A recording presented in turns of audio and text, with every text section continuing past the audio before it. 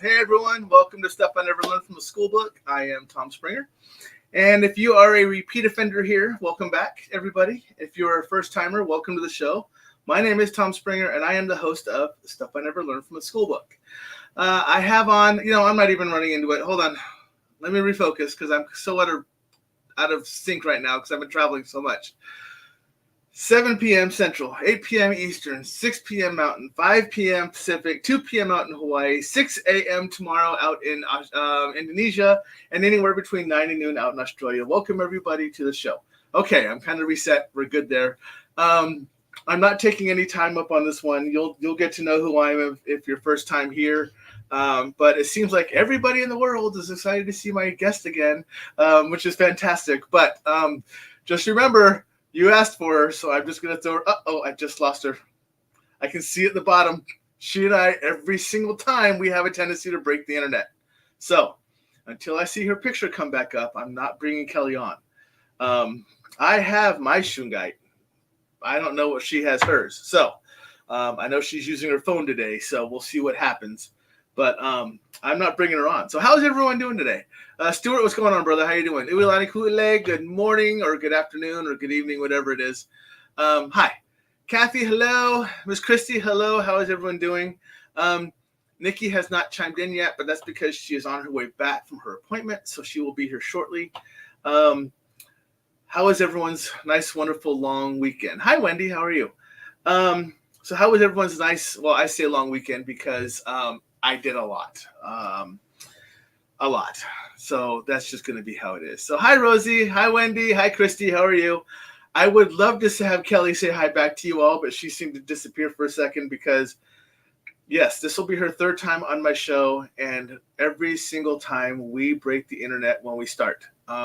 It's like clockwork. We thought we were good this time, but now she decided to go ahead and come back in because we keep breaking the internet whenever we're on together. So she's here now. So everyone say hello to Miss Kelli Miller. Hi, Kelli. Hi. Yeah, once again, black screen of death. Yes, I told them while you were gone that that you and I have a tendency when we first come on that it goes, hold on a second, I got to reset and get ready for these two. And they blink us out, and then they come back. So let me catch you up with everybody. Stuart says hello. Uilani is saying hello to you. Christy is saying hello to you. Wendy is saying hello from Arizona. Rosie is saying hello. Christy is saying hello. Rosie there is again saying hello. So yes, everybody's kind of running in to say hello. And hi, Kelli. Welcome back to the show.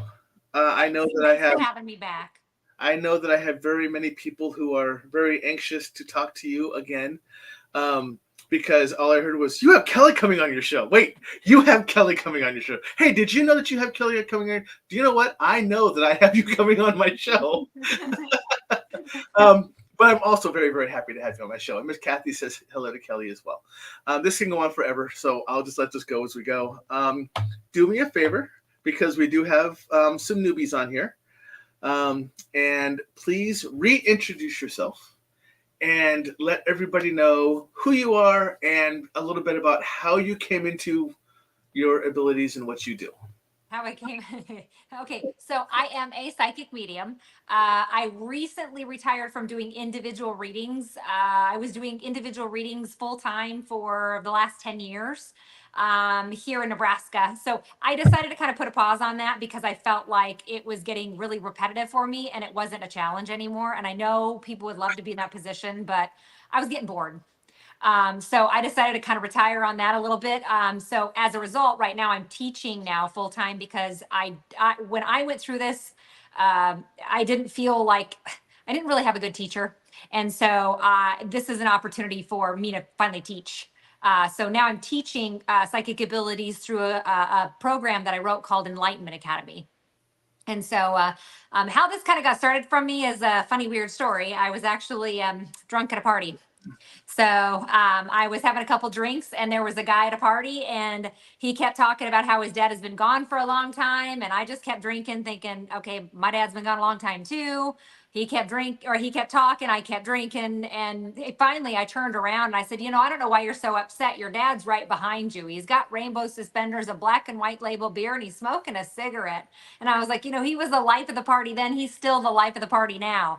And I turned around and all my friends went sheet white and they all said, how did you know that? And I'm like, well, because he's right there. And that's when I realized that other people couldn't do that. Yeah. And so the next day I went to work at the garden center and people were coming to the garden center asking me to read them. And I just managed the garden center. And so after a couple of days, my boss told me that I have to do something about this because people were wanting to come in and talk to me and not go shopping. Right.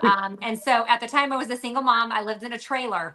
And so I would put the kids to bed and then I would do one reading in the evening and word spread like wildfire. And so it was maybe 6 months later, I had to quit my job and do this then full time. So coming out of the closet was a little difficult, so to speak. So that was closer to 15 years ago now, when I kind of came out and said I was going to be a psychic medium in Nebraska.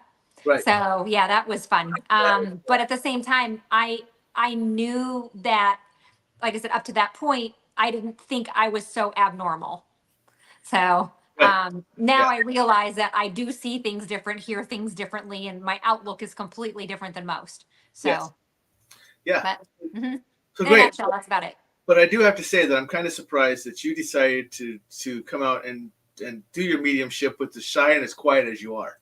So it's been really, that must have been a really big step for you, Well, it's not only that. I sat my mom down and I said, I to be real with you, I love you to death, but I really don't care what you think. I'm just letting you know this is what I'm going to do. Yeah. And she was like, well, can you make a living off of it? I'm like, I think so. I think so. And so then she was like, go for it then. And but there, some of my family members didn't agree. And until they saw me becoming more successful, that's when they started asking questions. That's when they were like, well, I'm like, oh, I'm not the devil worshiping me anymore, am I? Oh, so. Oh, please tell me it's doing and bless your heart. Oh, I have. Those are the same ones now coming back to me going, hey, I need some help. And I'm like, I better get some brownie points for this one. I got good karma coming and I'm going to help them. Of course I am. So, but oh my goodness. Take the high road. I'm like, one of these times I just want to take the low road. Can I take the low road just one time? Just want to see what happens. No, I don't think you can. It's not worth the karma. I know what happens. Yeah. Have you seen it happen to other people and you're like, nah. Yeah, that's true. Yeah. Well, I have all your information scrolling on the bottom, and I apologize to everybody because I realized after I posted psychickelly.com was a place you can go find out information that it is actually under construction. Yeah. That was me not doing my due diligence because I actually built it. The same day I came home from traveling to Florida, and I did not even sit down to unpack. I just came downstairs, built the advertisement, and posted it basically. So I'm sorry, but everything else down there is actually up and running and going well. So the YouTube is down there at Psychic Kelli Miller or at Psychic Kelli, Facebook, facebook.com, Psychic Kelli Miller. And then you have your Awakening store, which is a fantastic store. If people see how it says right there, awakeningstore.com, copy, paste, go visit, because you'll love everything that's in it. There's tons of stuff in there. There's tons of stuff in that store. And you are recently doing an under construction there as well. Yeah, wait, stand in the store. Yep. And know that this is not their only store. Well, this is their only store kind of here in Omaha, but there are franchises throughout now basically crawling across the United States that is starting to get there. So hi, Mary. So there's a lot of that happening for you as well. But I want to ask, I saw you Saturday. We had a Mystic Fest down here this weekend, Saturday and Sunday, and it was pretty packed. They put it into a larger area than they did before, so the layout was a little different for us to walk around. But I know Saturday was a little slow, so people, you don't understand what happened. They decided to pack all of summer into this past weekend in Omaha. We had like 5 or 6 different things going on right on Saturday. So Saturday was a little slow, but Sunday picked up, apparently, is what you were saying. So, and know that Mystic Fest here is probably like they are in a lot of other places. People are selling.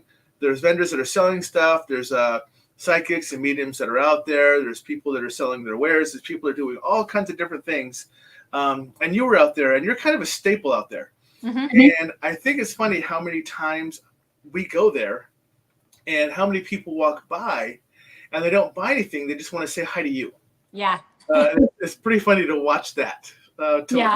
You know, it's funny because I walk around and go, and I made fun of it this last weekend when we left because I was lucky enough to give you a hug. And I'm like, I hugged a celebrity. No. But yeah. Oh, look, there's this Zhang now. So Zhang is popping in. She's the one that was from Indonesia. This is the girl why I read off the Indonesia time frame. Perfect. So, how are you? So yeah, so she's popping in to say hi. A couple more rolling in down here. Miss Primal's popping in. Hi. Yeah. So it was a very busy weekend for you, especially Sunday. Yeah. I have to ask because.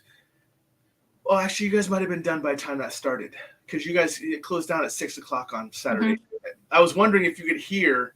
So everyone who knows anything about wrestling at all, we also had an AEW event happen right next door to where they were. So I didn't know if you heard that going on. Nothing. Really? Now we saw the big trucks unloading all that stuff, and then we came back Sunday morning, gone. Wow. I was like, dang, they cleaned it fast. Right. So, oh look, here's my neighbor that is really excited to see you, but didn't bother to say, "Oh yeah, we're excited to see you too, Tom." Thanks, Jay. How you doing? So, I call him out on that because I knew he'd be coming on to watch the show. My audience. So the audience who does not know me or does not know us, well, they know you obviously, but they don't know me and they don't know how my show runs. We're about to have lots and lots of squirrel moments in our discussion. Nothing runs in a straight line on the show at all in any way, shape, or form, and there's no structure to it outside of that's Kelly, I'm Tom. There's your structure. So, let's get into some of the stuff. Lately, I have missed a few of your shows because I've been traveling like every other week. So, but I know that a lot of people have questions out there that they've been asking you. So what seems to be the biggest concern on people's minds right now that they're going, Kelly, we need help. So I think there right now is a lot of fear of the future. Yeah. I think people are really scared about their finances. They're really scared about the economy. They're really scared about the politics. They're really scared about everything. Like I'm amazed at how many people are so scared about pretty much everything. And I've been telling people, I'm like, listen, if it is within your control, then fix it. Otherwise, there's nothing nobody can really do until something presents, and then we can respond appropriately. So I have a lot of people that are just, like I said, really scared right now on what's all happening. Yeah. And it's going to take us together as a collective for us to begin to change things. And I think a lot of people are starting to kind of infiltrate the field, so to speak. And I've been telling people, I'm like, if it worries you so much, then run on your local school boards, run on your local medical boards, run on your local political boards, write to your senators, do what you need to do as a citizen to see if you can help improve the situation. Right. Otherwise, you're just posting your opinion on some social media page and not really doing anything but spreading more fear. Right. So you have a problem, but not a solution. Right. Yes. And I think a lot of people are scared right now. And like I said, as a psychic, it's very rocky right now, even for me to predict what's going to be coming. Yeah. So, and this has been hands down the hardest year I've ever tried to look forward on. It's really difficult. And timelines are constantly changing. So it's one of those that if we just keep focusing in on what we want to see, not what we don't want to see, right, on what we want to see, then those changes will begin taking place. But yeah, I think that it's a political year, so there's a lot of fear and division, and they do that every political year. Yeah. It's a pattern. Yeah, I noticed that somehow now being a part of this unique world that I have been invited into for the past 3 years, I think I'm finally making the shift. I mean, you guys have, a lot of people have seen my growth over these last 3 years, but something happened the other day that I actually recognized the shift, and it was about what you're talking about. Mhm. I was standing in line somewhere and waiting in line for something, and the guy turns around. Oh, we were getting on a plane. Of all things, weird. I was getting on a plane, and on the jetway, we were backed up because it takes people time to put their luggage up and get situated, and we're really far back. And he turns around and he just like, God, I hate that, and he's just like vents. And I looked at him and I realized, what purpose did that serve? What did you just tell me that we can make this go any faster? And it's weird because normally I would have been that person who goes, yeah, I know, I really hate this. And I would have kicked into it. And all of a sudden I went, what was the purpose of your statement and why does it matter? Right. And I went, holy crap, I just had an epiphany. So, Yep. it was just so Yep. it's And interesting. that's really been the focus, especially this week, especially the way that everything is kind of sitting. It's really focusing in on how you're responding to either other people, what you might be seeing, what you might be hearing, whatever you're absorbing. So I've always been telling people, I'm like, if you learn how to control your thoughts through meditation, you learn how to control your reactions. And once you control your reactions, that's when you can begin to take control of a situation, a conversation, whatever that may be. Yeah, it was just very awkward for me to have that moment because I realized at that moment that's not me normally. Mhm. Normally I in turn react with the negative response, just like Yep. that person gave me the negative response. Yep. So it was very interesting to have that aha moment, and then it sat with me for a moment while I'm still standing in line and going through, and I'm like, and I all of a sudden I was like in a better mood. I turned my music up because I didn't care. So I had my Yeah. headphones in, just kind of rolled with it, and plane took off like it was supposed to. I made it here like I was supposed to, so there's nothing I can do about it. Yeah. So it was pretty pointless to struggle with that.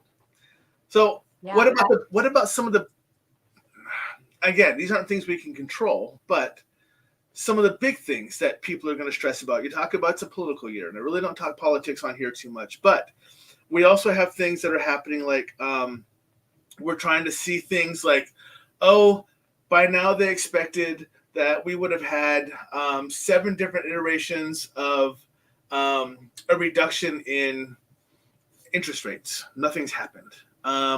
The employment is still way up, but they're expecting to start climbing back down. Wall Street's over 40,000 points for the Dow, which has never happened before. But if you look at all the positives that are happening, for every positive that is happening, as well, the interest rates are positive, but like the Dow being so high, on the other side, you have someone saying it's going to be a worse crash than it was in 2008, 2009. Mm-hmm. So that negativity is not, and that's happening all over. Mm-hmm. They can't just all come together and go, this is fantastic. Yeah. Everyone is going,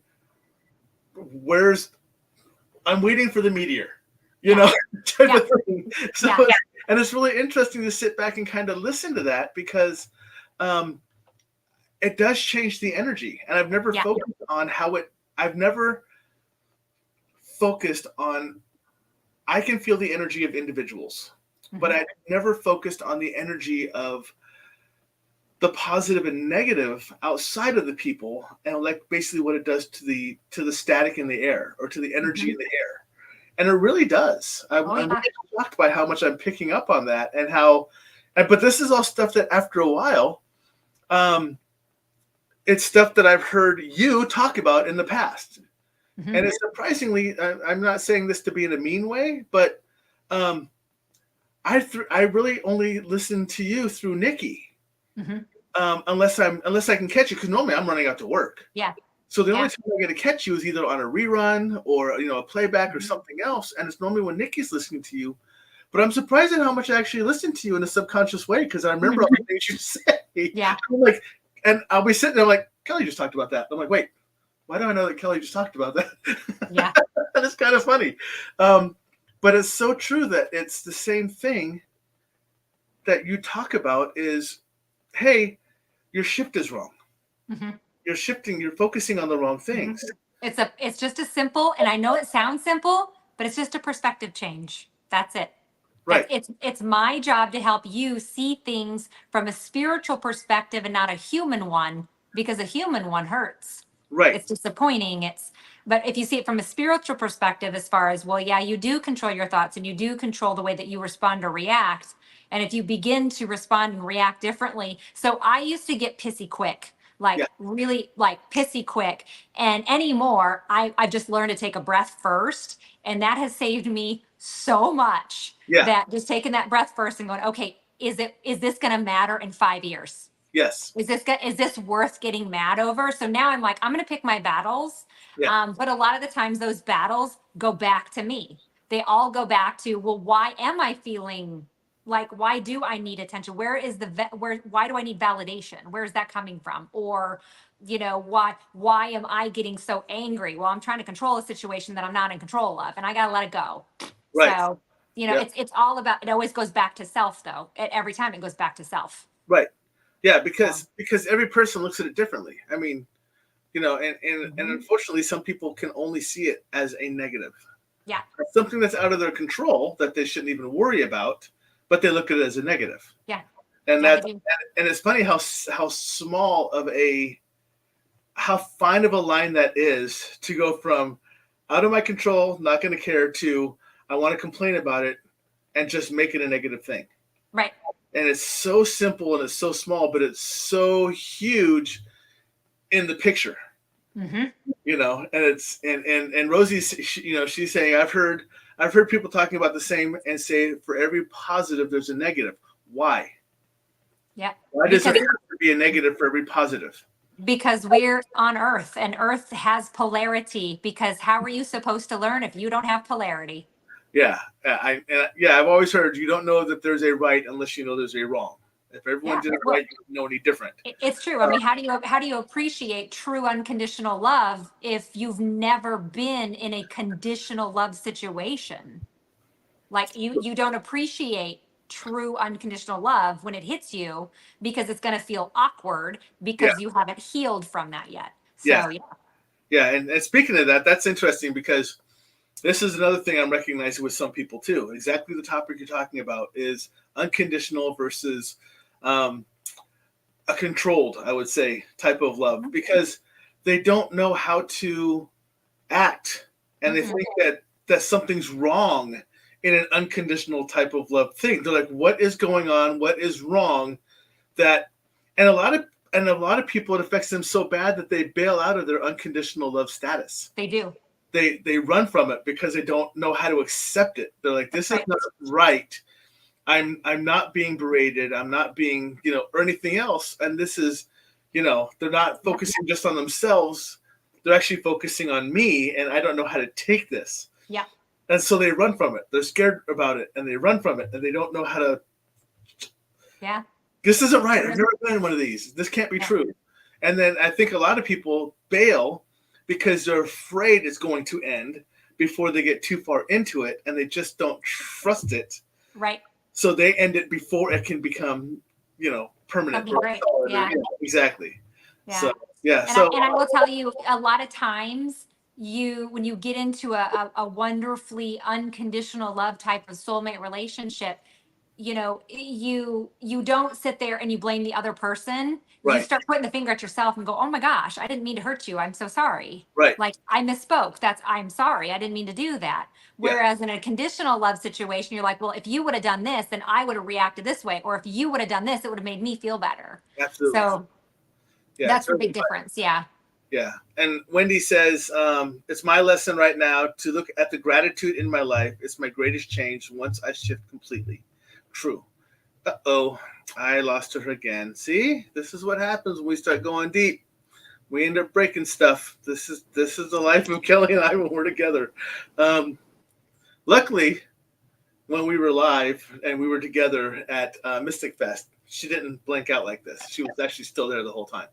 So that's good. Hi. I don't know. Can you see me? Yep, I can see you. Okay. I can't. Hang on. Okay. We'll still be here. Right. Okay. Ha! Hi. Okay. So yes, I told people this is common with you and I. Don't freak out. And I told them the good news is that when we saw each other live at Mystic Fest, you did not just blank out when we started talking, so it was good. Okay, now we're good Now again. we're good. So now we're good. And Zachy is stating, pets are the best to have in your life for unconditional love. It's true, hands down. Yep. And it doesn't matter what kind of pet. Right? Yeah. Pets are pets. You love them. They love you. They don't know any better. Even if you abuse them, they still love you, which is just mind-boggling to me. But yes, and Jason says it best. Yeah, we just had our squirrel moment when you blinked out of me. So yeah. Oh yeah. Yep. And Zachy, that reminds me of when my siblings visit me. My internet goes in and out all day. Yep. This is Kelly's and mine. We're both EMF sensitive, so electronics and us are not friends. So So it's funny because I literally am holding in my hand a shungite that we bought this weekend. Yeah. Yeah. And then Stuart says, "Well, Lizard just doesn't care." So yeah, Lizard just doesn't care. See, and Rosie, it's right there. I showed you. It's right there. That's my shungite. I told her, well, when you blinked out the first time, I said, well, you're on your phone, so I don't know if you have yours. Yeah, no, I don't. I probably should go get it, but no, I don't have it with me. Like you normally do. So that's yeah. So that happened, and that really bright light that you see off to Kelly's side, that's just her personality. Don't worry. Yeah, no, it's a sunlight. That's my aura. That's just her glow in her aura. Yeah, that just happens. It's probably black and a little drippy at this point. Let's be real. No, I'm kidding. Covered in paint. Paint and sawdust right now. Yeah. It works. It's fine. Oh my goodness. So I want to do this now, and I want to do it at the end of the show because I don't want people to miss out. Because a lot of times when we close stuff down, people just run off. So I want to do it right now, and I want you to tell people, because I have everything scrolling on the bottom, what time you're on your programs, when your programs run live, and then they can just watch you, and also they can watch your reruns and replays and stuff like that too. So all you. Yep. I always go live, either TikTok, YouTube, Facebook, Instagram, any of those, YouTube, any of those, usually 7 p.m. Central Time. So those are almost all my live Q&As, and they're free. You can ask any questions that you want to. I don't do readings, but any metaphysical, any question. And if I don't know the answer, I'll tell you I don't know it, but I'll find out. So, but that's almost always at 7 p.m. On Wednesday, I have a tarot card class. Friday, I have a psychic abilities class. Monday, I have a law of attraction or manifestation class. Those can be found on Eventbrite. So that's where you can go to purchase. I think it's $20 or $25 for the class, and then you get the recording as well. Nice. So yeah, you get the recording. So I'm going to read it. It's a very long one, so I'm going to post it, but I'm going to read it because you know that some of our audience does not watch us; they listen to us. So Zhang is posting a message, and she is saying, "Is it just by praying for other people that energy can be sent to someone for healing? Because sometimes I feel unsure of myself whether it is true that someone was healed with the help of my prayers or by coincidence. That's what I did when COVID appeared in 2020. Even when I was rosary, many unknown faces appeared from various countries. Some were even pale, as if asking for prayer too." So I will tell you, prayers work every time. They're every time they work. So they really, really do. It's very strange because when people used to come in for a reading, if people were praying over that person or for that person, their auric field and their like guardian angels are super thick around them. And sometimes I have to ask their guardian angels to step back a little bit because it's a little intense. So I could tell you prayers absolutely work. And what's nice about prayers is that you don't need to ask their permission. Just send them, like literally just ask God, source, energy, universe, whatever verbiage you want to use. It's the same verbiage. So, but just whatever verbiage you want to use and just be like, no, I genuinely want that person to, feel better or be better or whatever the case may be. So, yeah. But yeah, they definitely work. Yeah, and that's why you'll see a Zhang, because Zhang and we talk all the time online, Mhm. but that's why you see a Zhang when a lot of our friends pop up and they say, hey, so and so is going through something, or I'm going through something. Please send me healing prayers. Mhm. That's yes. If it didn't work, people would not keep asking for it. Yep, absolutely. Yeah. I was lucky enough to, I won't mention a name, but I was lucky enough to have someone reach out to me and say, Tom, I'm hurting pretty bad. I know that you have an ability to push healing energy, which happens. Mhm. And she said, can you please do that? Because I am hurting very much. And I'm like, sure. And so I really focused, and I focused directly on what the problem was and where it was. And the next morning, her daughter sent me, and she goes, did you push energy to her last night? I said, absolutely. And she goes, she woke up this morning and she said she feels absolutely fantastic. She goes, so thank you for doing that.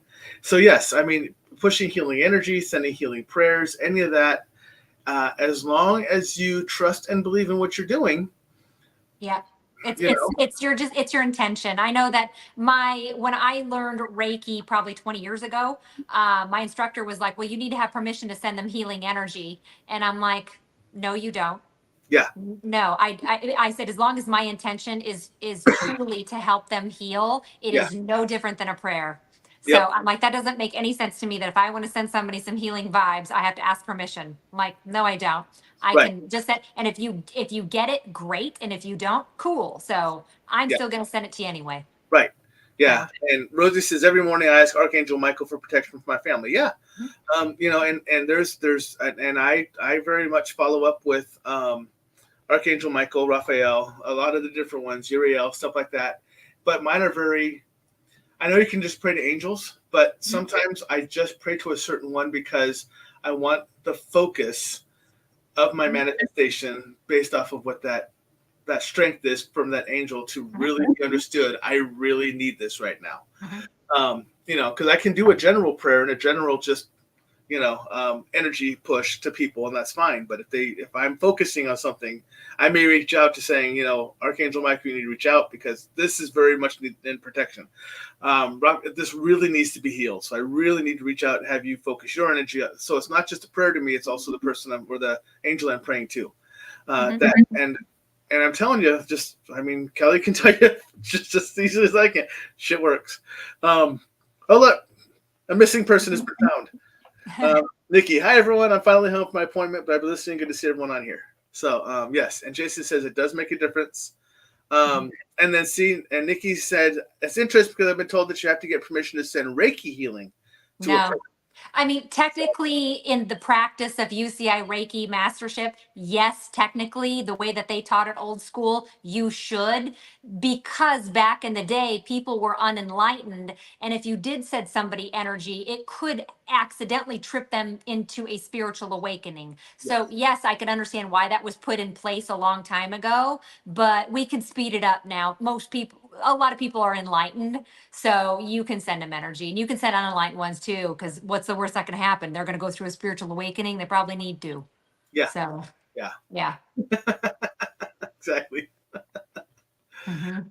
So I don't think I've ever asked this, and you can tell me to go pound sand if you want. That's fine. But your husband is awesome. And that's not what I'm telling you to tell me to pound sand about. But does he have abilities too?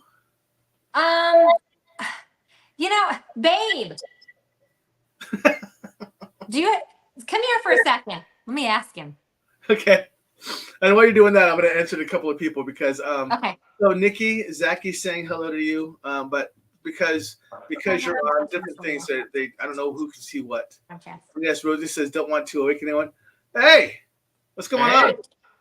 So Get a little closer. So you can see. There so you I, go. so I had a question, and What's up? pertains to you. And she did not want to sell you out on her own, so she called you up to see if you'll sell yourself out. Nah, figures. I asked, and you don't have to answer, of course, but don't mind the fact that there's a live audience talking and they're really interested. No peer pressure here. Uh-oh. But they would like to know or I would like to know, but now they are too. Would like to know if you have abilities as well. I've been told that I do, but I believe that they're dormant. So I don't activate them or I don't use them because on my side of the business, it has to be all logic and ration. I work on the back end. So when we're talking about legal, finance, Financial.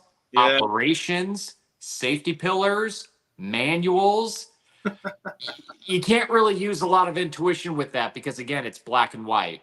Yeah. And so if there was intuition about that, just how, our society is these days, you have to worry about other people's feelings. My problem is I just tell it as it is, and I'm super direct. I had a reading over this weekend at Mystic Fest just yesterday. So I had my toes read. Margaret Ritter. And That was cool. that was cool. That was She's gonna be on here. She was I think awesome. her name was Margaret. Yeah. We Margaret, grabbed her card. Once we started doing services at Awakenings, we would definitely recommend her because not only did she read me, she read Kel, but she also read Jess. Yeah, she was on point. On point. She read Nikki. And the first thing that she said was, on the back of my heels, they're super thin. She goes, were you raised in like a strict household? I'm like, well, that's a 50-50. I mean, growing up in the 80s, all right, I'll give that as a pass. Right. And then she said, okay, well, were you raised in a strict Catholic family? I'm like, now we're getting somewhere. And then she got to my big toe, my right big toe. That was the very first one. She goes, this one, if you see the line right here, did you lose somebody close? This person's more like a spirit guide, but also a family member back in your 20s. I lost a son back in 2012, back in my 20s. You can't make this stuff up. Yeah. Yeah. So, but she did mention, she's like, you and Kel, you guys support each other. You're more direct and rational and straight to the point. And I had to remind him that girls have feelings. Yes. I'm like, girls have feelings. But, well, that doesn't make any sense. This is the law. I'm like, I understand your logic, sir. And yes, you're right. But we got girls. Yeah. We work with girls. So he's like, oh yeah, maybe you should. I'm like, I'll talk to him. It's fine. I got this. Right. But I will say though that he is a Reiki master, but he's a really good yoga instructor. So we don't have a place to do it yet, but he's a yoga instructor too. So Very nice. but Yeah, no, I mean, I think if he opened it up, probably could, but it's kind of like it would be harder for his job if he did. But I will tell you though that Nikki does say, but he is a crystal genius. That is true. Yes. He knows because he is a gemologist, so he knows all the super rare things and, He and does. a lot of properties I don't. Yeah. And I'll let you know that both Kelly and both of you do your own shows for the gems and the crystals and everything else. But he does all the exotic shows. So Yes. if you don't want to watch the shows, go watch him do the exotic shows, and you'll be like, I never knew how much I needed this badly in my life. So just letting you know that's gonna happen. So Yep. Yeah. So cool. So Absolutely. cool. Thank you. I appreciate it. All right, take care. Yep. Yeah. Yeah. Yeah. Exactly. That's why it's hard to explain because does he have abilities? I think he probably does, but like you said, it's hard for him to tune it on because it would be more detrimental than it would be what it's worth, at least for right now. Yeah. So Yeah. And Wendy says, "Oh yes, Eric, the Rock Guru Master." Absolutely. yeah. Yes. Yep. And then I'm kind of looking back a little bit because back to an earlier conversation because Zaki's like, I actually had Reiki today. I'm feeling awesome. And Sylvie's saying, I love how Kelly says it like it is. Yeah, you're not going to no sugarcoating, but I appreciate the correctness. Absolutely. Welcome to Kelly 101. Yeah. For those of you who haven't met her before. Yeah. I'm like I said, it's the person that you're seeing here is the same person you're going to see at, when I go out to eat or having a cocktail once in a while. Like that's another thing that I had a lady come up to me. It was maybe like last year or the year before. And I was having I remember having a cheeseburger and fries because that's what I wanted. I had a Captain and Coke and a cheeseburger and fries. Yeah. And she stopped me. She goes, you're one of the more, spiritual leaders here in Omaha. I'm really surprised that you're drinking and eating a cheeseburger like that. And I said, said, what makes you think me eating a cheeseburger and having a cocktail is any less spiritual than, I said, what were you expecting me to eat granola and just yoga all the time or like meditate? Like, no, I have to live life too. Like if I want a freaking Captain and Coke, I'm going to have one. Right. So, but that doesn't make me any less spiritual. It's your perspective thinking that I should be a certain way when I'm not. Right. I'm like, again, that's your image. I don't give a crap. I am who I am. I'm like, not sitting up in the Himalayas doing the yogi stuff. Nope, that's not me. So, no. Yeah, but yeah, well, that's good because I actually thought that earlier. Yeah, I literally just was going to take a drink and had to stop and save a comment. But yes, because I was wondering that same thing. Like when I've seen you like 2 or 3 other times, I'm like, I just curious. Does Eric have abilities? Because he never talked about them. He never brings them up, but just always sensed he has something. And I know he really, I mean, he can deny it all he wants, but he really does have that sixth sense when stuff comes up. He really does, regardless of how much he says he doesn't. I kind of like sprinkled a little something in there just yesterday when we were sitting there and I looked at him and I go, you know numbers really well. And he goes, yeah. I'm like, why are you not a numerologist? And he went, oh, never mind. And then I just changed the subject and left. Yeah. So, but I mean, he knows numbers. I would think that if he's going to dip his toe into the water in my field, it would probably be something along those lines. But he's like, I never thought about that. I'm like, well, not true. All right. Nikki wants to go sideways a little bit. So she goes, I want to change subjects. Kelli, you always post about the solar flares, etc. Can you explain how that affects us a little more or clarify what happens to us with all of that? Yes. So we are going into this summer. It's kind of a solar maximum. So whenever I say solar maximum, it means that the sun is burping a lot more. And so every time it burps, it sends out a solar flare that affects us. Just like the moon affects the tide and can affect, pulling with us with water, solar flares do it too. Usually when a solar flare hits Earth, it takes about 4 hours. But if we have a class X, which is one of the biggest type of solar flares to have, it will, when it hits, usually within an hour, you're going to get real tired. I mean, you're going to feel like a train hit you. You're not going to be sore. You're going to be tired. And you're just going to be like, man, I had energy. Boy, I'm done now. And usually the next day is when the attitude kicks in. So then we are short on patience. We didn't get good sleep. And if we did get any sort of sleep, we were all dreaming batshit crazy. So nothing made sense. And so then we finally get up and then we have an attitude. People can't drive worth a heck. I mean, because they're in La La Land, they're ungrounded. So that's why it's defensive driving on that second day is a must. And you'll see it. After we have a solar flare, watch how many car accidents there are. And watch how many people drive like idiots because they're not grounded. They're like, la, la, la. They're not paying attention. So that's why you'll hear me say a lot when we have a solar flare, you got to ground, hard, meaning feet to earth. So, and then hydrate like hell. You need a lot more water because weirdly the sunlight dehydrates you faster, whereas the moon usually retain more water. So, but that's a big one where I tell people you got to ground and then eat clean food for those 3 days or so. But it doesn't help when you have a class X and then 3 days later you have another one. So usually the effect is about 48 hours. Yeah. So usually about 48 hours it makes us wonky. So and we don't sleep very well, or it's the opposite. You sleep 8 to 12 hours, or you sleep 4 to 5, maybe 6 if you're lucky. So it's everybody's different. So I just make sure that I lay low. I'm making sure that I go outside as much as possible. And then I really make sure that I'm staying hydrated. So otherwise I get headache. That's why most people get headaches or migraines or body aches. It's because they're not hydrated. Yeah. So Rosie says she's gonna use that as an excuse. Can't control the attitude with the solar flare. Right. That's why a lot of times you'll see me on Facebook be like, "Watch the sass, sis." Like, watch this. It's gonna be a sassy day. Watch the sass. Mm-hmm. And then she also wants to know, why are there so many this year?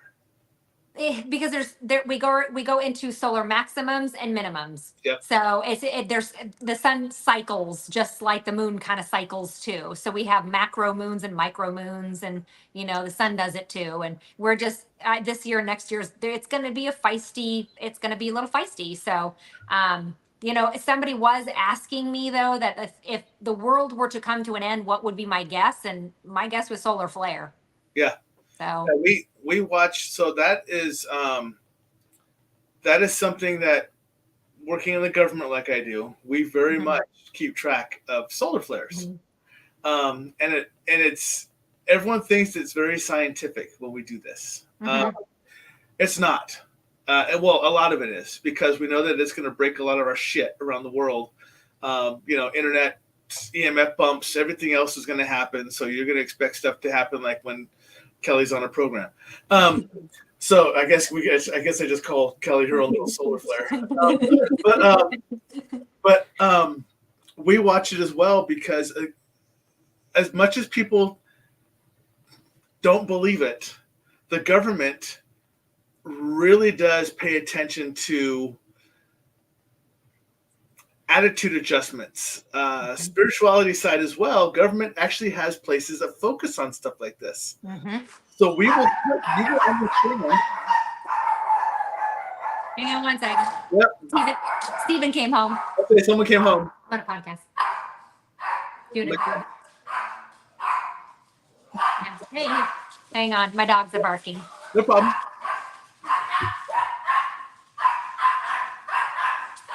So it's not a school moment. Stephen brought his girlfriend Claire, so the dogs go, Claire's here, bye. So it's not a squirrel moment. They're very protective of me and Claire, and so they don't like Stephen around Claire. Oh, so nice. They bark. They bark. Wonderful. But a lot of people don't understand that we actually have that in the government. We pay attention to, is this the right time to talk to other countries? Is this the right time to talk to different leaders? Is this the right time to put this into place? Right. Is this a good time to bring up this subject to the public? There's a lot of that stuff that happens revolving around it, and a lot of people just think that it doesn't. But guess what? Some of the government's actually smart. I can't say all of it, but some of the government's actually smart. So I have two different people asking the same question. Both of them are asking, Christy Chisholm and Amber Schaefer are both asking, can you also explain how the Schumann resonance is affected by these flares? Yes. And so remember how he's saying how the earth every once in a while, or the sun will burp? Well, as a result, when those waves hit, earth gets a little pissy. Yes. And it's basically, if you want to think about somebody putting another coat on you and you just want to at least get it adjusted on you, right? So it's kind of the same concept. When those solar particles hit, the earth has the tendency to readjust or realign or sneeze a little bit. And when that happens, almost solar flares and earthquakes and volcanoes go hand in hand in crazy weather. It just affects our atmosphere that way. So the Schumann is basically, if you want to think about it like the Earth's heartbeat, it's not really, but it's a frequency that Mother Earth kind of puts out or emits. Every once in a while, it'll spike from the solar flare or as a result of the solar flare. And when that happens, we get very similar results where we're not grounded, we're airy-fairy. We get a little bit, the dreams get a little bit more crazy usually with Schumann resonance spikes. But grounding seems to be a little bit easier with those than the solar flares. Yeah. So it does. Yeah. Yeah. And it's, again, I can't tell people how much of this resonates with someone who all this information is well before my awakening, because we actually had these damn talks when I was military. So it's funny how much people don't recognize how much the military actually focuses on spirituality, things that happen around the world. We know people have pissy attitudes at certain times, stuff like that. Yeah, and Rosie says Mother Earth just has a dying hot flash. Yeah, legit. Yeah. Well, and I mean, look, so we all can agree she's a conscious being. Do you really think she's happy right now, or is she getting a little pissy? Yeah. I think she's getting a little pissy. I don't blame her. I try warning people. Look, you think that we need that there's climate change and all this other stuff.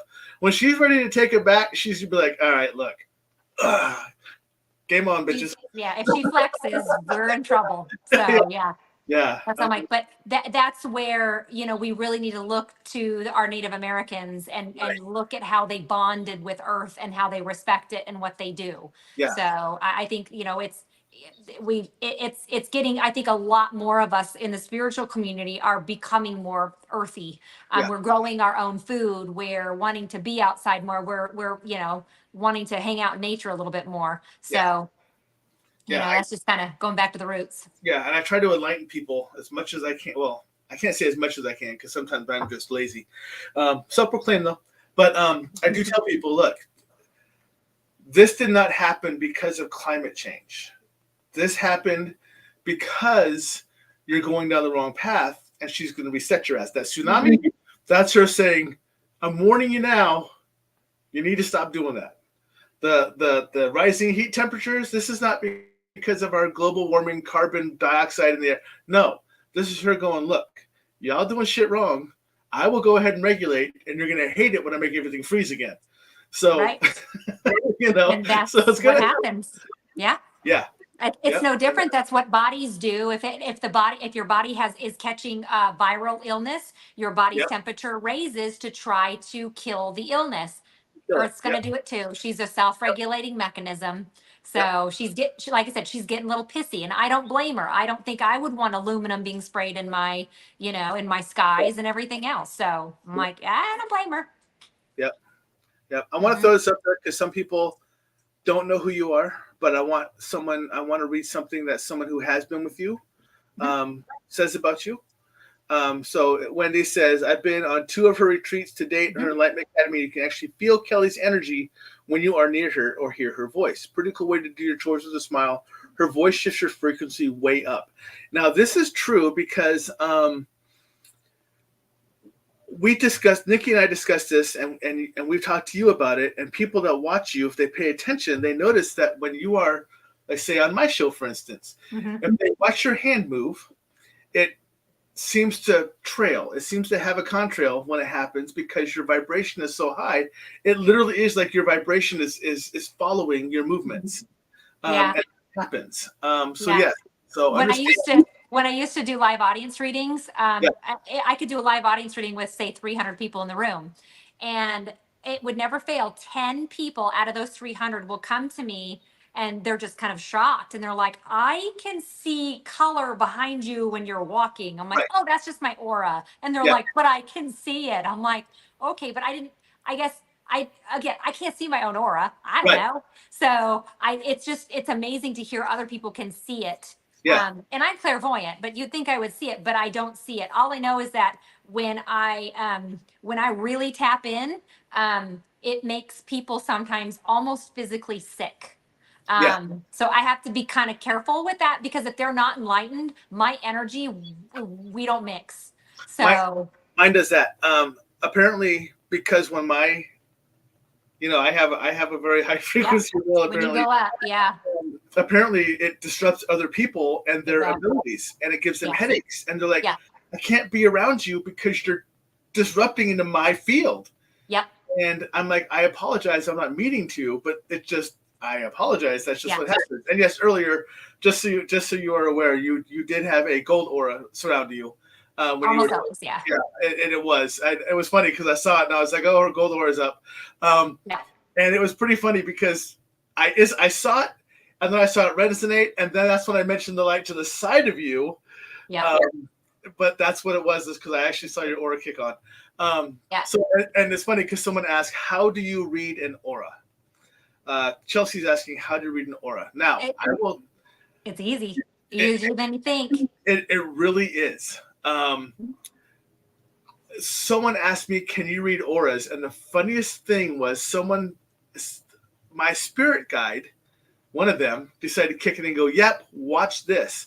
And the person who asked me had me unfocus my eyes and kind of settle in like I'm trying to look at one of those paintings inside of a painting. Yes, that's perfect. And then it popped out. And I was like, yeah, I can see your aura, and it's orange. And then she's like, holy crap, what's his? And I'm like, yellow. And she goes, son of a bitch. She goes, how will you be able to do that? I go, ever since you asked the question. And it was literally that easy for me to see someone's aura. I basically looked at, when you look at all those dotted pictures and you got to figure out if there's a horse in there or a fish, unfocus your eyes and just focus on the entire image, not on one thing. Yep. And then you'll see a color start to surround that person. It's a lot easier when they're on a solid white background or a solid color background. But just know, color may give you a bias.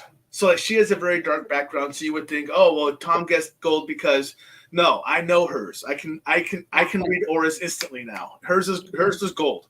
But a lot of people, when they're learning, they want a solid white, taupe, whatever type of background because it makes it easier to see. Mm-hmm.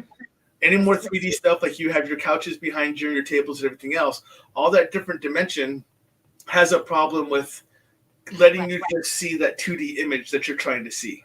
Mm-hmm. So, yeah. The other thing I tell my students is when you first wake up in the morning, stick your foot out, look at your foot, let your eyes go hazy and see if you can't see your aura over your foot. That's a really good distance to try to work with. Yeah. Mm-hmm. Yeah, because everyone tries to tell you, well, and that's a big misconception that people have, that your aura is best seen or only originates around your head.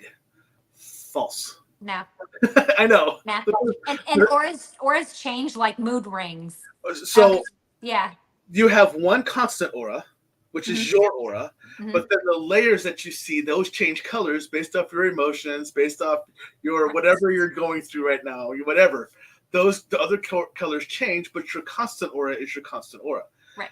And that's that one color you'll see continuously. But you can see someone like Kelly and go, oh, you have a gold aura, but you have a blue around it. Well, she may be really focused on her work and everything else, and that's what's pushing through. But then you see her somewhere else, and she's out having a burger and a Coke, and all of a sudden it goes to a lighter color because that's her mood change right there. Yeah. And it really is like the mood ring, like you said.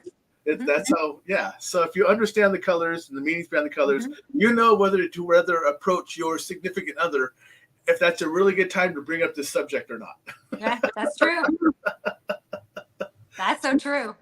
And not everybody can see auras. It just matters if you're more clairvoyant or not. So, and if you can see them, maybe that's not your ability. Maybe your ability is to hear better or to feel better or to know. So don't get so hyper focused on trying and get frustrated. If that's the case, let it go and try to do something else. Like I said, clairaudient or claircognizant or something like that. Yeah, so. I stumbled across mine. Yeah, I'm still learning too, but I mean, you're never out of your state of learning. Oh no, I'm not either. Yeah, I'm saying no. That's what I'm saying. In general, no one has ever. I always identify myself now as a practicing intuitive. Yeah, perfect. That's what I am. Mm-hmm. And I had this discussion with you, I think, before, but I call myself an intuitive because no one ability has stood out like it does for some people for the others. So, like, some people will call themselves psychics, or they will call themselves mediums, or they will call themselves this, or call themselves. Mine hasn't stepped out and said, "This is what you're supposed to be doing individually." Yeah. So I just accept them all. Yeah, and I told myself a long time ago, I'm going to keep calling myself a psychic medium until people stop getting triggered by that word. Yeah, psychic. Yeah. So it's been run over horribly, negatively in our society. And I think it's going to take some really good psychics and mediums to kind of get us to look better again. Yes. So, and that's really why I went into teaching people, because like I said, they need to do it with morals and ethics and values. Yeah. So, because if you do that, it's your word.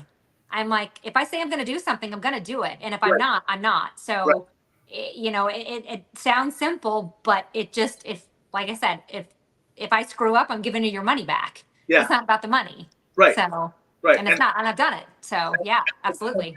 And I call myself an intuitive simply because I have many different gifts, and now they all resonate on the same level. And I actually hope that never goes away. I don't want to have it'll never go away at this point. You never have to worry about it dimming down. The only time it's going to dim down is if you're going through some trauma of some sort. Yeah. So that's the only time it ever kind of goes down a little bit is if you got trauma. I try to tell people, because my elemental talking to and my mediumship and my psychic abilities and all these different things, they never damp down. But if one needs to step forward more than the other one, then that does. Right. But so far, I'm loving the fact they're all kind of level, and I love the fact that more keep popping and going, oh, wait, you can do this too. Watch. Yeah. I'm like, oh, that's neat. Because it's funny, because it's going to actually resonate with some of the stuff that has going on the side right now. First off, Nikki's calling me out again, and I blame you, Kelly. because she's saying, yeah, babe, I heard Kelli talk about focusing on meditation earlier. And she knows I am self-proclaimed lazy and I never meditate. I never purposely focus a meditation. Now, I meditate in my car when I'm driving, I'm listening to music, and all of a sudden my truck goes up and I'm like, how in the hell did I get here? I know that's a form of meditation, but I do not do a focused, practiced meditation because I am self-proclaimed, highly acclaimed, famously known for being lazy. So, but that's just how it is. And then I'll tell you what, all I do is, and my guides gave me this advice and I love it.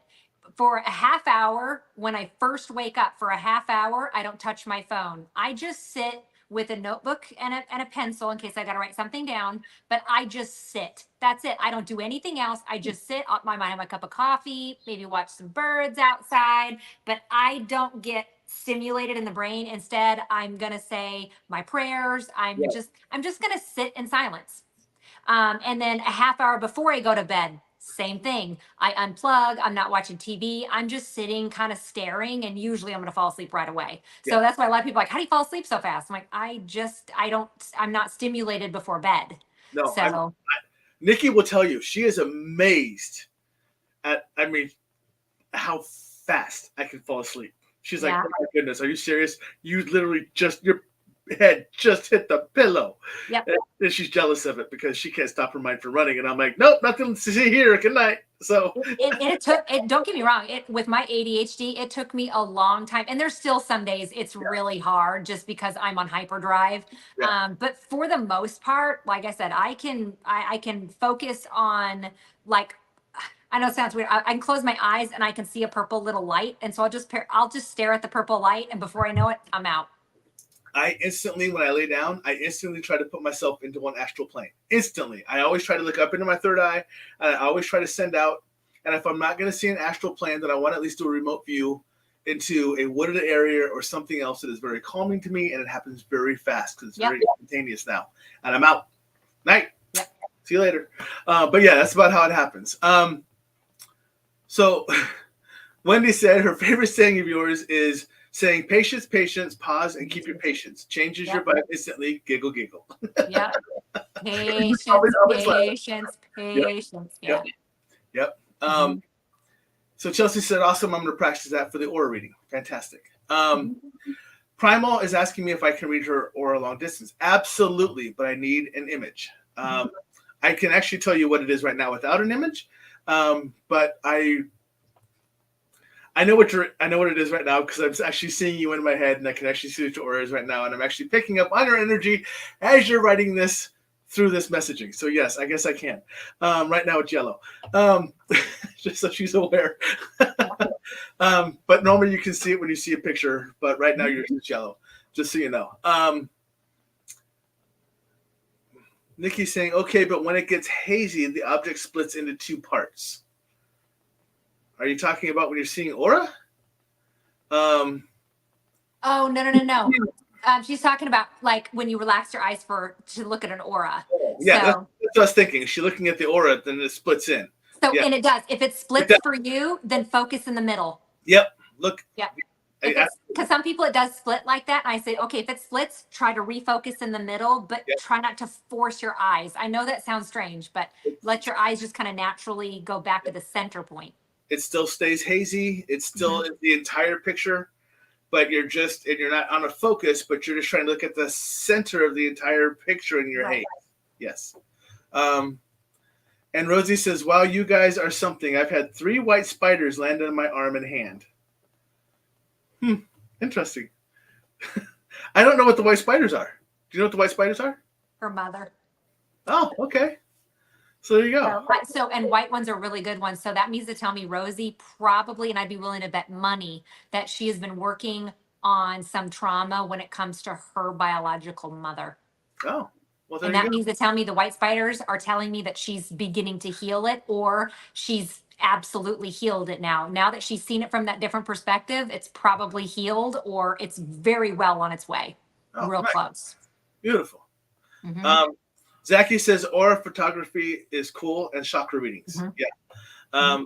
We were actually, so the Mystic Fest that we go to here in here in Omaha, or actually it was Council Bluffs. Council Bluffs, We have a guy there. His name is Eric Banks, Mhm. and he does an iridology reading. So he actually takes a picture of your iris and does a reading from your iris. And I'm actually trying to get him on my show. So just be aware of that. I've talked to him. We're moving forward. He's going to be on the show. And I'm also going to have his wife, Rebecca, on as well. Mhm. So both of them have agreed to come on. I just got to get them. Kathy asked, does everyone have an aura? Absolutely. Everybody has an aura. If you have a soul, if you have energy, you have an aura. Now, And plants and yeah, plants too, and animals too. I would say life forces have auras. And some certain rocks do. Like every once in a while, selenite glows. Like I can see it glow. So I could tell you, selenite's it's more powerful than what I thought. I just saw somebody use some Dionysian goggles, you know, those. Oh, yeah.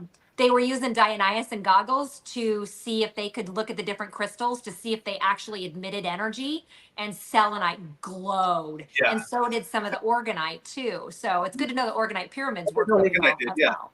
That's So cool. it was interesting. Yeah. Yeah, and Jason said, yes, they do. Very well said, girl. And I can still see the static in them when people are dealing with difficult stuff. Mm-hmm. Yes, absolutely. And then Rosie says, if daydreaming is meditation, then yes, I daze. That counts. Yeah. I count that. Yeah. And then Nikki, going back to how fast I fall asleep, she says, I have timed it. He is asleep in less than 3 minutes most of the time. Absolutely. Yeah. Usually 5 for me. Yeah. And Nikki says, thank you. I always see the split, but now you give me something to focus on. So thank you. Mm-hmm. Yeah. I'm just kind of looking about this before. And Rosie says, and yes, I've talked with Tom about this before on the show. Thank you, Kelly. Absolutely. Mm-hmm. And Primal is saying iridology is awesome. Nikki had it done. She had a reading from Eric, and he was in it. It was very interesting how he did her reading, though, because he was so busy that he took her picture, and she was kind of unscheduled. So he took her picture and said, hey, I'm going to call you and give you your reading to yourself instead of here in all the busyness of Mystic Fest. So it's kind of cool that he reached out to us and did that with us. Yeah. So, yeah. So I actually did that one time, and I think it was like 5 years ago. Yeah. The guy kept saying, you got a lot of fungus. You're very fungal. And I'm thinking, nuh-uh. Oh, he was right on the money. Oh, man. I started breaking out in like weird hives right here. And like underneath my armpit a little bit and kind of in my groin area. Yeah. And I went to the doc, and the doctor's like, that's fungal. I'm like, and she's like, it's yeast. It's okay. And I'm like, so that was when I'm like done with sugar. I'm like, no, sugar and I don't vibe. So I'll do fruit. I'll do fruit and fruit juice if I get that craving. Yeah, that's so. Yep. But man, it looked horrible. Yeah. So. Yeah, it's funny you mentioned that because today we were walking to lunch, and one of the guys I hang out with, he's a prior Marine, very fit, very everything else. And he said, if I need sugar, I get it through my fruit. Mm-hmm. He goes, that's my sugar. Sugar's my Achilles heel. I'm like, it is. I'm like ADHD it's like crack. So yeah, I can have it in small amounts. This weekend I went a little overboard. They had some, what was it, Jolly Ranchers that they freeze dried, and they're like big and puffy. Yeah, they're huge. Yeah. They were delicious, and I shouldn't have had them, but they were great. So Jen is asking, what is it when you associate a color to people? It's just like a mood ring. It's like an attitude. It really is. Yeah. Mm-hmm. Yep. Yellow is always happy. I always see yellow with happy people, and empaths are always green. Empaths, their hearts are huge. So empaths always have blue or green around them, almost like teal. Yep. So, and spiritual people or people that are focusing on their spirituality are purple, white and gold. So when I get on stage, I'm usually all gold and white, and it freaks people out. Yeah. They can see. I don't know. I don't see it, but. Yeah, no one's ever, this will be interesting for you because no one's ever told me what my aura color is. But what's funny is when like a lot of people, when they associate having that white light around you, building that bubble, all that other stuff, people need to understand that dark colors are not bad. No. Do not associate dark colors with evil or with bad, because when I see the dark colors for me, mine are really gray, they're really black, and my field that I see is actually like a red fence, like electrical fence inside of it gray. That's my fence.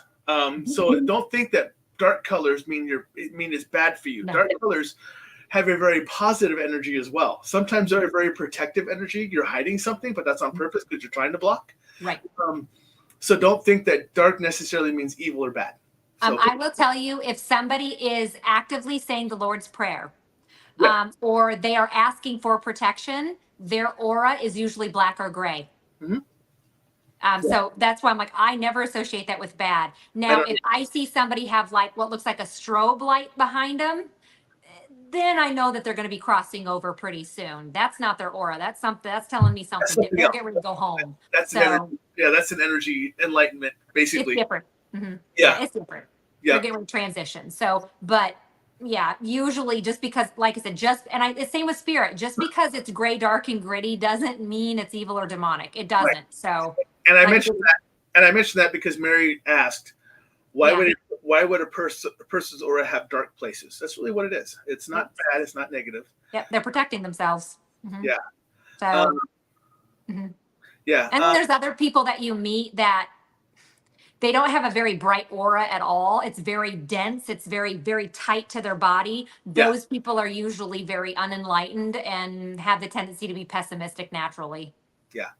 So I don't talk to those people. Yeah, that's if you have the ability. Yeah.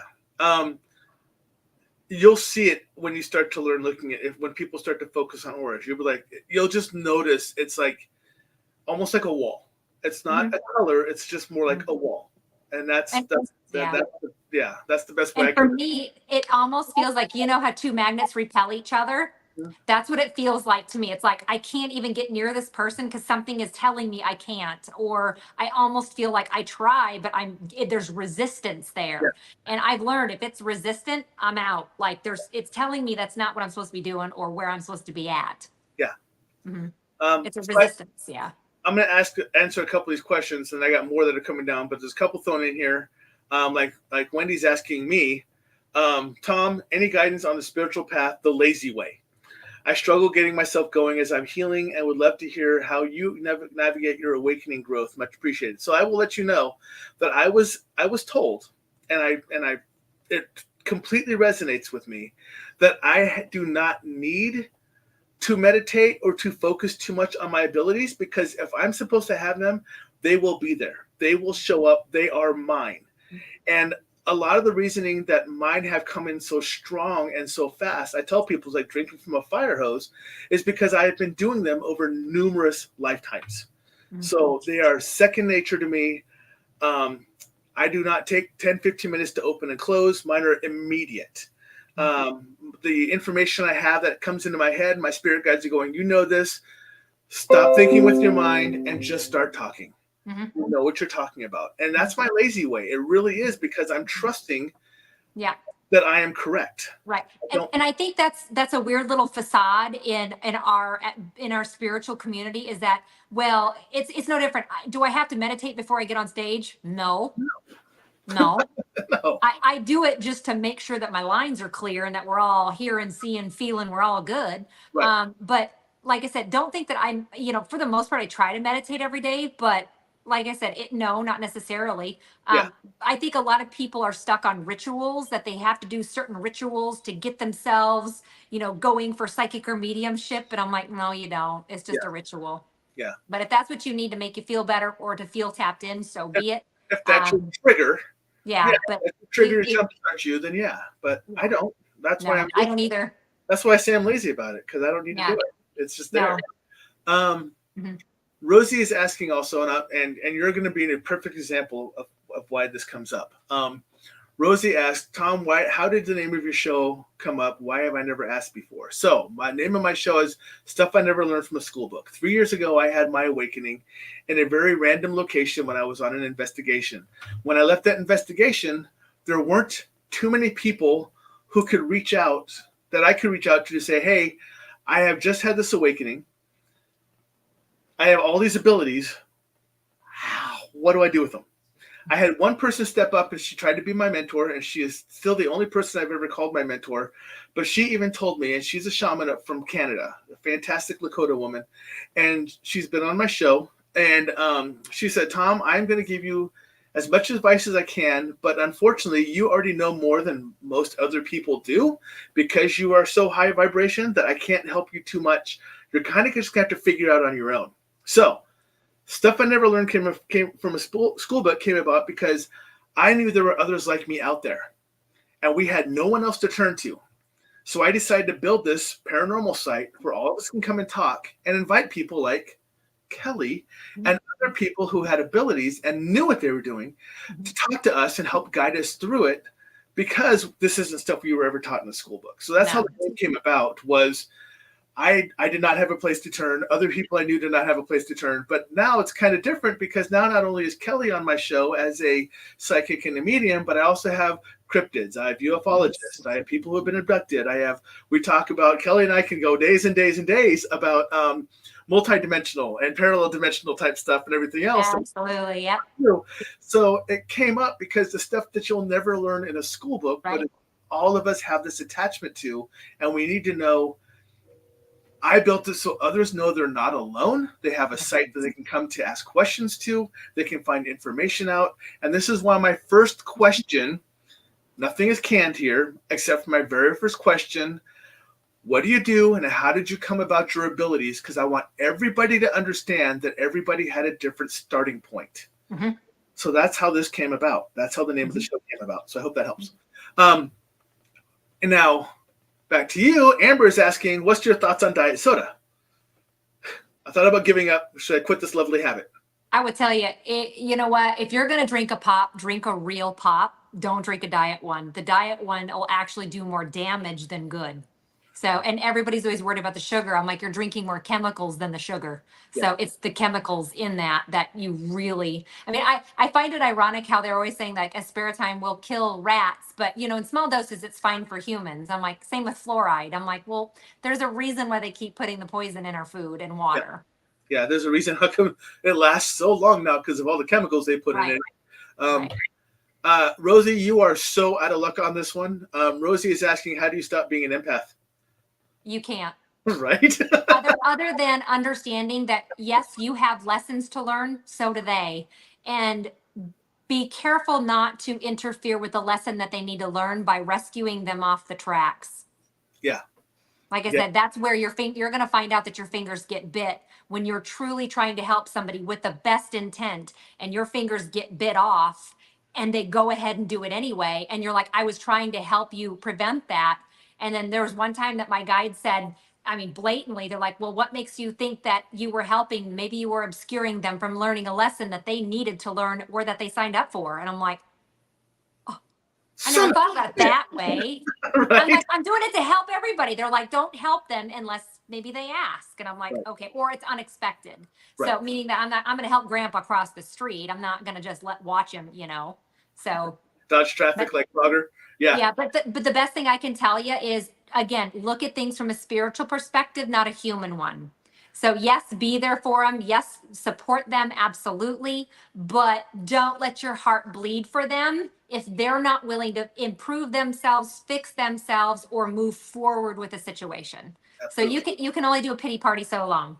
Yep. Because it's hard for me with victim mentality. That's very difficult for me. So, because I mean, things happen to good people all the time. So, and it's not even necessarily your fault. It's not.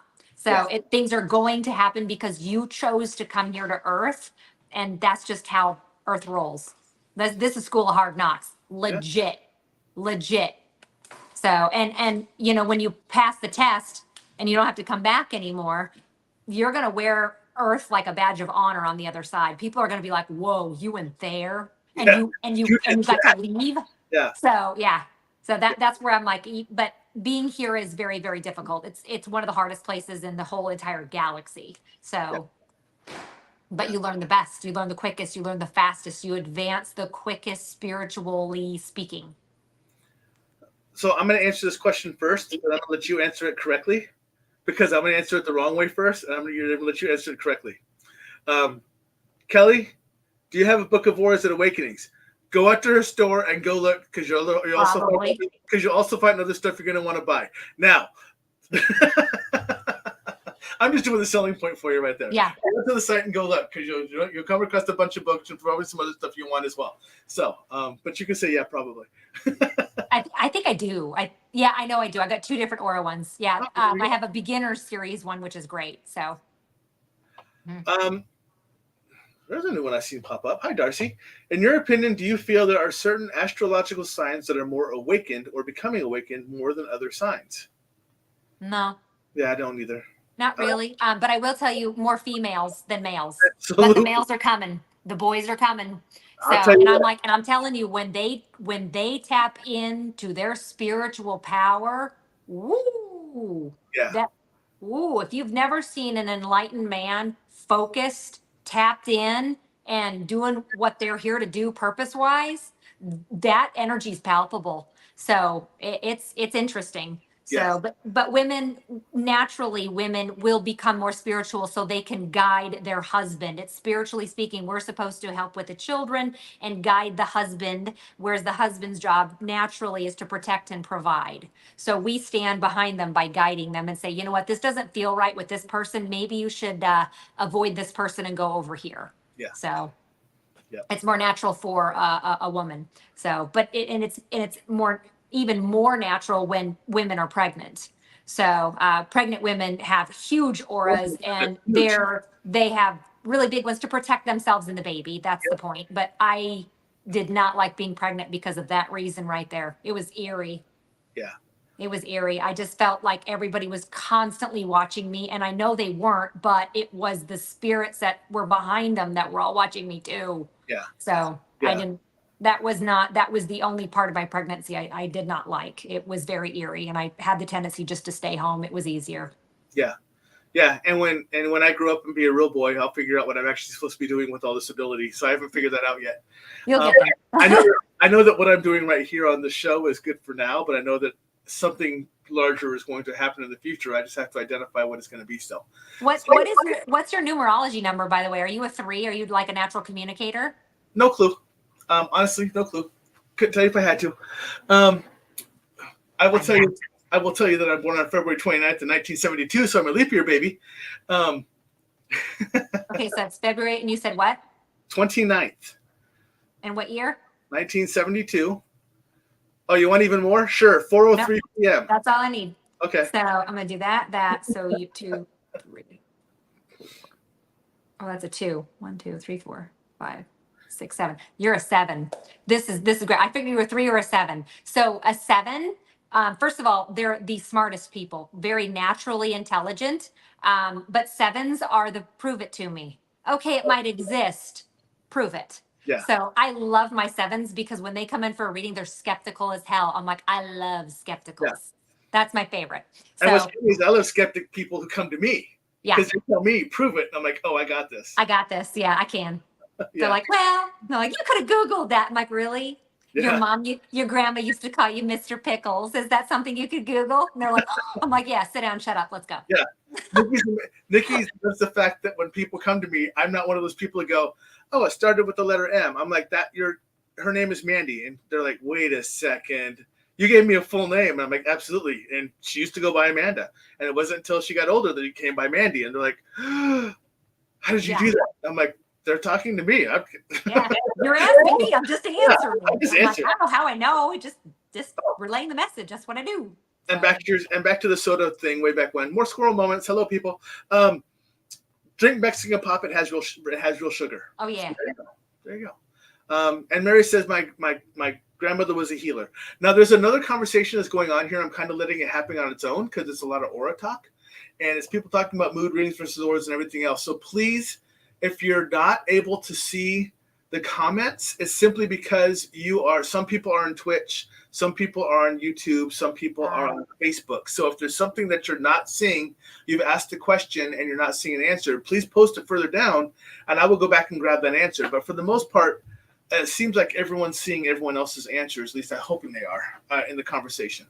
Let me see. And this is going back to us. And Nikki's saying, and this is a real place that people can trust and not a TV show that you wonder what is real or what is scripted. I will tell you that I have 2 TV producers, one in particular, that literally email me every other week and they're like, hey, Cal, I want you to be the Midwest medium. Come on, Cal. I'm like, I don't want anything to do with TV. Yeah. Not one damn thing. So, and the reason why is because they're going to try to make me into something that I'm not. And I want to be able to say, no, I don't want to read somebody today. I want to, I like my freedom, and I don't want them to make me into something that I don't want to be. So I want to get this one out really quick. It's a Zhang. I don't know. She might already be gone. But she says, thank God I didn't miss the show, but I'm sorry I have to do some errands because it's morning here because she's out in Indonesia. yeah. I will replay again because this is great sharing and show with awesome guests. Thank you so much, Tom, Kelly, and Nicole. Good night, everybody. So I just want to let you know that's out there. Chelsea is asking, what is the best advice to help her parent a kiddo with anxiety? One, make sure you're not showing your kiddo anxiety from you. Yeah. So, because usually anxiety is taught. But number two, they like to play the what if scenario a lot. And depending on the age, usually I tell parents about the age of usually 10 for girls, 12 for boys. We have to start pushing that a little bit more. For instance, my son had it pretty bad. But I remember pulling up to the gas station and giving him $10 and saying, you're going to go inside because he had social anxiety. I said, you're going to have to go inside and get a gallon of milk. And he's like, by myself? I'm like, you are 12 years old. Yes. And he's like, and then he did the what if this, what if that, what if this, what if that. Then he tried to manipulate me so I could go get it. That didn't work. Then he tried to, then it was full blown temper tantrum for a while. So Yeah. 40 minutes later, I finally told him, I said, I am not leaving until you go inside. It has now been 40 minutes. I will wait as long as you need. Yeah. And finally he went in and did it and came back. And I'm like, was it that big of a deal? And he goes, no. And I'm like, you spent 40 minutes worrying about a minute and a half process. Yeah. Does that make sense to you? And he goes, no. And I'm like, good, let's go get some ice cream. So that's it. I didn't need to harp on it. Right. The actions made it happen. So no matter what anxiety, you're going to have to, at some point, force them to face that anxiety because it's an unfounded fear that they have over something that they have, again, no control over. Yeah. Mhm. So I'm going to jump down a little bit. I'm going to ask you to do something I normally don't ask. That's fine. I have someone on here that is looking for a message or guidance from spirit. Mhm. I know this person, so I'm going to ask you to do me a favor if you don't mind. Okay. And she's going to pop up here. And I'm desperately looking for messages or guidance from spirit. Please and thank you. She says she's watching on her large TV and on her cell phone. So, You know, you got a couple things going on. I love the way that you love other people and truly, truly care about other people. And I'm going to say this as nicely as I can. Screw them. You need to be selfish. You are not selfish. You are the least selfish person out there. And you need to become more selfish on what you're doing with your life and not worrying about what they need for their life to make them happy. Because if I were to ask you, what are your goals, ambitions, and dreams? What truly makes you happy? That would be probably a really difficult thing for you to answer. But if I were to ask you what other people's goals, ambitions, and dreams were, you would know that. And that's the biggest pickle is I'm like, I want you to be more selfish. I want you to be more selfish. You are not a selfish person. And it is time that you put you first. And if somebody has a problem with what you're doing, it's their problem. It ain't yours. It ain't yours. I'm like, you've been on this teeter-totter of not wanting to upset or disappoint and try to do what everybody else wants you to do and not what you want to do. And that's your Achilles heel. yeah. That's a big Achilles heel of yours. So I'm like, time to be selfish, toots. But as long as you're not hurting people and as long as you're, treating everybody with respect and treating people the way that you'd want to be treated, you're fine. You're fine. So, here's this next message. Ready for this? Did you tattle on me, Tom? I told you this is someone I knew. No. Now, the funniest thing is that I didn't expect to read tonight, so I'm like, well, but like I said, your spirit guides are loud, so it's fine. So, and I'm going to let you know this because this woman does not normally come on to watch my show. But we talked about her earlier, but we did not talk about this part of her. You know who this is? Uh-uh. This is my one and only mentor. Fabulous. Right? Yep. She doesn't come on my show and do this at all. And Yeah. for some reason, Joni, you had a call to come on to this tonight to listen to me and Kelly. Yep. So she's like, yep, I am so stuck, my Lord. So yes. Yeah.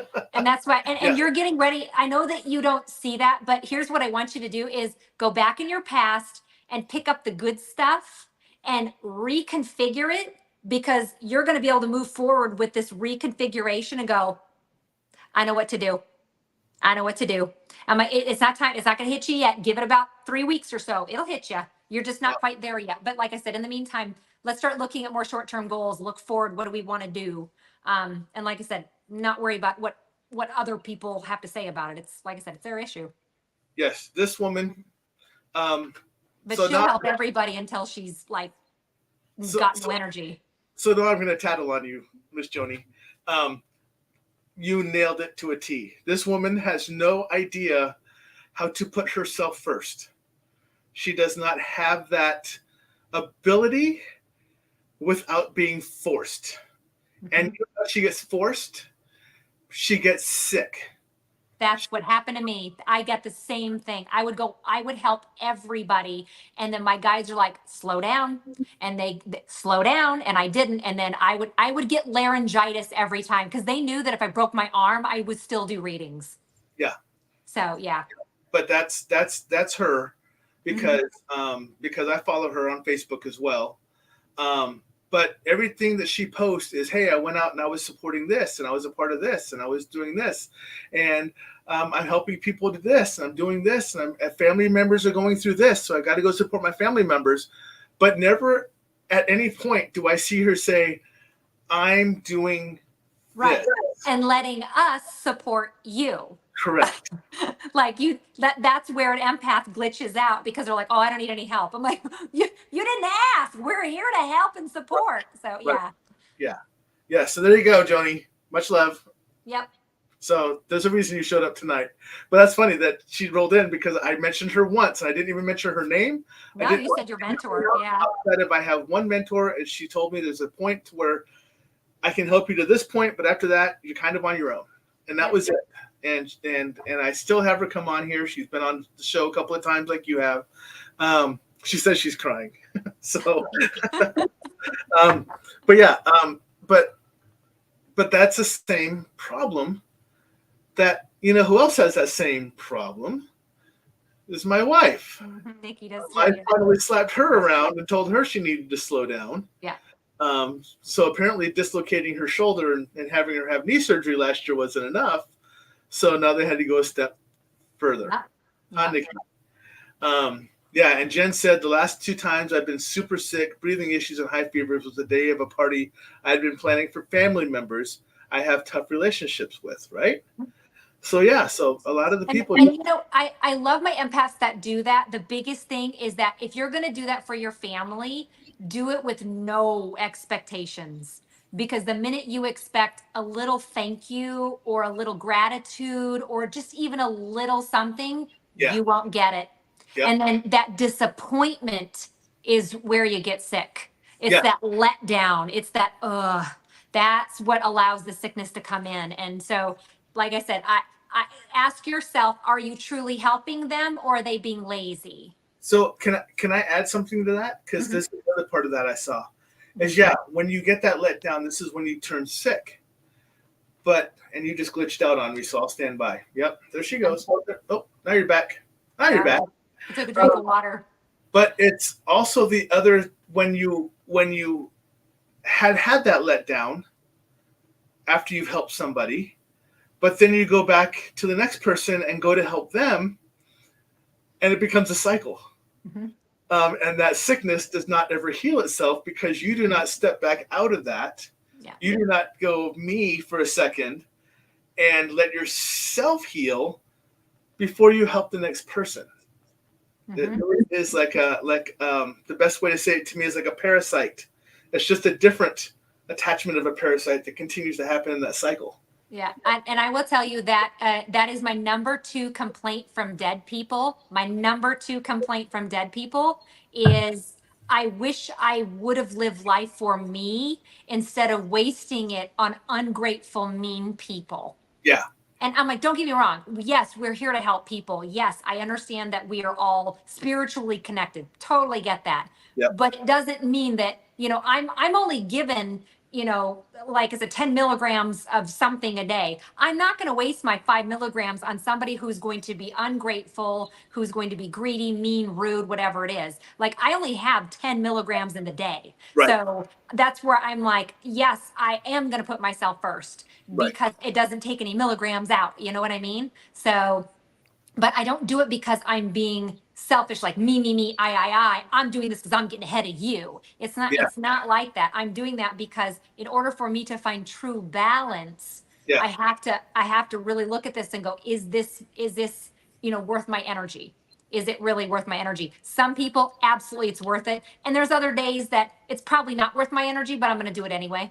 Yeah. So, but at the same time, I'm still gonna put me first. And, it doesn't make me selfish. It doesn't. It means that that's where I gain my balance, my focus, my even keel. And I've learned that through reading people. Yeah. Like I said, you find your limits with that too. Yeah. And Joni comes back with a couple. She said, I don't have enough faith in myself at times.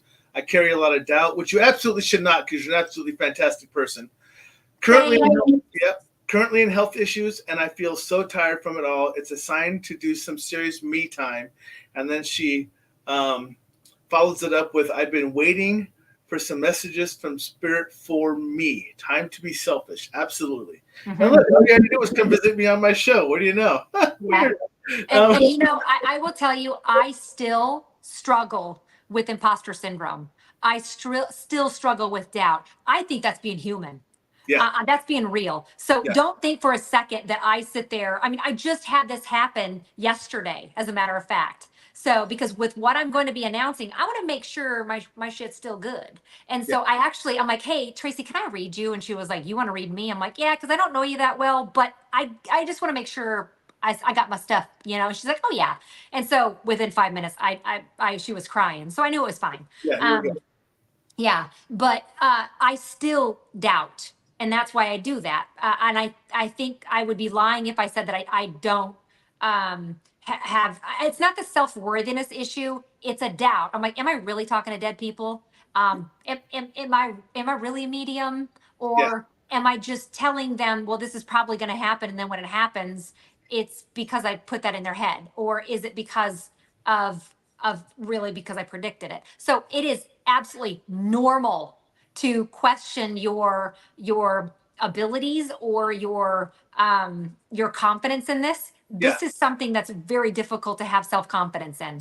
It's very difficult. And I realize that a lot of people, like, that's where I'm like, well, why aren't you doing live audience readings? Like, I realize that a lot of people can't do that, let alone getting on stage, but doing it, talking to dead people. Like, I get that. But I think I would be lying to sit there and say that I don't struggle with that. I struggle with that on the daily. And I've been doing this for how many years? Oh, yeah. So, yeah, I absolutely, and other days, not so much, but no, absolutely. I struggle with imposter syndrome constantly. So I want to share with you something that I realized recently. And it was kind of funny how, because this conversation, some of it resonates with me pretty well right now. I don't have, so I started having that, my spirit guides talk to me, and everything comes to me on my left side. On my left side. And I'm like, okay, now let's see. What happens? Am I really just kind of like forcing myself to say these things because this is what I want to say? And that voice shifted. So then I recognized my voice when I hear what I want to say is in the center. But when I get yelled at by spirit or anyone else, it comes in on my left side. So I've learned to focus on what I'm listening to. This is my voice, and this will tell me, no, you are wrong, and we're telling you why you're wrong. So stop having that doubt. So it tells me, and I'm like, okay, sorry. And it's funny because I realized that I don't have that worry anymore as much as I used to, because someone will ask me a question or something, and all of a sudden, bam, it comes to my left side. And I'm like, okay, that's them talking to me, Yes. not me trying to tell them what I want them to hear. Absolutely. So it's pretty interesting how I've made that adjustment to understand my own self right now. Yeah. So a couple things. Right now, Mom is saying, "Come on, Mom, come through for me." And then Cassie wants you She's to. right here. There you go. Cassie wants, can you do a quick reminder on how to work on your heart chakra after a major loss and grief and the physical illness that comes from that, especially autoimmune issues, please and thank you. So autoimmune issues are directly a link to your thymus gland, which is connected to your heart chakra. So whenever somebody is really struggling with grief, oftentimes they have a heart attack, die from a broken heart. Yep. They have heart attack, lung issues, pneumonia, and it almost always, when the illness hits, it's going to come in 1 month, 3 months, 6 months, 9 months, 12 months, 1, 3, 6, 9, 12. So, or 1 year, 3 years. So you'll see that combo. Usually the worst illnesses are 3 months after somebody dies that you are very close to. And so it just takes time to heal. Unfortunately, there isn't a lot that you can do to heal from grief. Even if you see a medium, it doesn't always heal that grief. What I always tell my people is ask for a sign, and you're going to get one, but it's going to be super subtle. You're going to be like, well, that's what so-and-so really liked, that's the sign. So it's going to be super subtle, like maybe a glimpse of a song or a smell, or somebody will say something that you're just like, what'd you say? Usually that's going to be the sign from them. But unfortunately, when it comes to that heart chakra, that is one of the hardest ones to regulate. So there's certain frequencies that you can listen to on YouTube. Any green or pink crystals will help to stabilize that as well. Let's see here. I know roses are associated with your heart chakra. And then it's also green. So eating any green foods help out too. So, but unfortunately grief is one of those that it just takes time to heal.